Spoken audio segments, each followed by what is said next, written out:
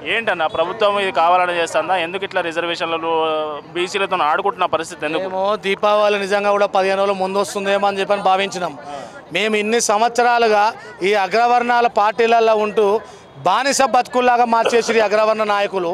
అలాంటిది 42% రిజర్వేషను ఒక dedication commission వేసి కులగణన చేసి బిల్లు పెడితే సరే 42% రిజర్వేషన్ వస్తుందని జీవో తీసిరు కాబట్టి అందరూ ఒక ఆనందోత్సవంలో మునిగిపోయారు.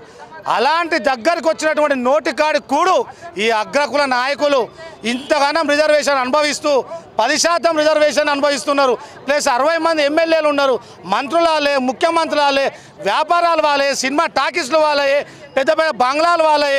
ఇలాంటి మూర్ఖులు ఈ సర్పంచులు ఎంపీటీసీలు కూడా కావద్దు ఈ బీసీలు అని చెప్పేసి అని కుట్రబాన్ని ఎవరినో రెడ్డి జాగృతి పేరు మీద ఇంకో జాగృతి పేరు మీద కోట్లలో పిటిషన్లు వేసారు. బిడ్డ, మీరు చేస్తున్నటువంటి అవినీతి అక్రమాలు, మీరు చేసిన కుట్ర మాకు అర్థమైంది.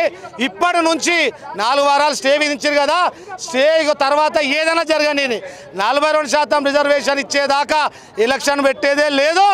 ఎవడైనా కూడా అగ్రకుల నాయకులు, బీసీ వ్యతిరేక నాయకులు గ్రామాన కూడా ప్రతి ఒక్కరిని అడ్డుకుంటాము. ఎవరిని కూడా ఆధిపత్యం చెలాయించకుండా చూస్తామని చెప్పేసి తెలియజేస్తున్నాము. ఇప్పుడు వాళ్ళు 4% ఉన్నారు, ఓసీలు 5% ఉన్నారు, 10% రిజర్వేషన్ అనుభవిస్తూ ఉన్నారు. ఇప్పుడు బీసీలకు 42% రిజర్వేషన్ ఇవ్వడానికి ఉన్న వాళ్ళకి అభ్యంతరం ఏంటి? అసలు కోర్టుకు ఎందుకు పోతా ఉన్నారు?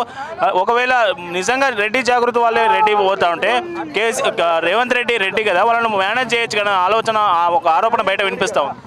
ఒక అగ్రకుల నాయకులకి ఇది అక్కసు, అసూయ, కుట్ర. రేవంత్ రెడ్డి గారు సరే కులగణన చేసిర్రు, మేము కొట్లాడి పెట్టుకున్నాము, జీవో తీసిర్రు, బిల్లు పెట్టిర్రు. కాంగ్రెస్ ప్రభుత్వం చేసే కాడికి చేసింది. 9th షెడ్యూల్లో పెట్టాల్సింది ఎవడు? కేంద్ర ప్రభుత్వం పెట్టాలి. ఇక్కడ జీవో తీసిన తర్వాత జీవో ఆమోదించాల్సింది ఎవరు? గవర్నర్ గారు. మరి 2 పరిధులు ఎవరి చేతిలో ఉన్నాయి? కేంద్ర ప్రభుత్వం చేతిలో ఉన్నాయి. కేంద్రం తమాషా చూస్తున్నది. 60% బీసీ హిందువులు మీకు వద్దా?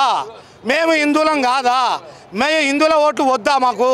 మా హిందువుల ఓట్లు, బీసీ హిందువుల ఓట్లు మీకు వద్దంటే తేల్చి చెప్పండి. మీ సంగతి ఏందో మేము కూడా చూసుకుంటామని చెప్పేసారని బీజేపీకి హెచ్చరిస్తున్నాం.